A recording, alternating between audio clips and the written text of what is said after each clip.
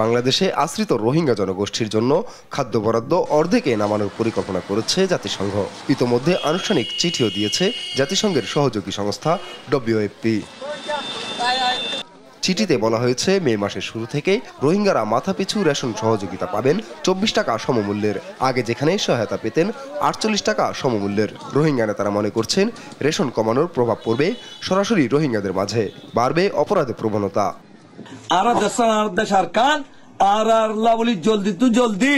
ইউএনএ আর কানাতে কান সেফ জুঙ্গরো আর টুপি দিয়ারে আর এখন যাইম বই আর ফুট তোরা বাড়ি দিবারি ব্যাহ হ্যাঁ নদলে রোহিঙ্গা পরবর্তী বেশি খরাক কামত জড়িত হই পুরা দুনিয়ার আছে পারেশান করিব। জিনিস ইনত যদি মানুষ ইন মার উনত দইলে ইন ইতারার দাসে হনা হাইন নতাইব কেমন মাঝে মানে ফজরাত বাড়ি যাইবই আর দাসে মানুষ ইনার ইয়ান এক কাদা ডর এক কাদা ক্রাইম গিজে দে ইন্দিলা হইয়া যাইব। কক্সবাজার সিভিল সোসাইটির সভাপতি মনে করেন, খাদ্য সংকট দেখা দিলে রোহিঙ্গারা অপরাধের দিকে ধাবিত হবে। এটা একটা ইম্প্যাক্ট পড়বে, কারণ এখানে একটা বড় ধরনের জনগোষ্ঠী, প্রায় 40% অধিক কিন্তু যুবক যুবতী।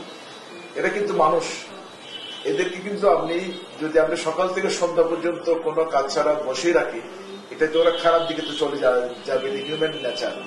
WFPর এমন সিদ্ধান্তকে নেতিবাচকভাবে দেখছেন শরণার্থী ত্রাণ ও প্রত্যাবাসন কমিশন কর্মকর্তারাও। বলছেন, এমন সিদ্ধান্তে রোহিঙ্গাদের পুষ্টি ও জীবনযাত্রায় বড় ধরনের প্রভাব পড়বে।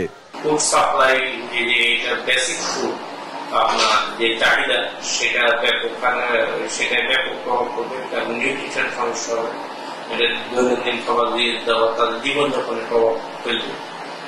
তো আপনার যে কোনো হঠাৎ করে এটা অর্ধেকের বেশি কমে যাওয়া, এটা নিশ্চয় ভালো সংবাদ না, এবং তাদের এটা জনজীবনের বেশ প্রভাব।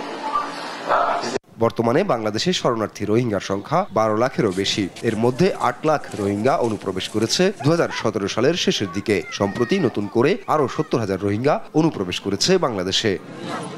নিউজ ডেস্ক, দেশ টিভি।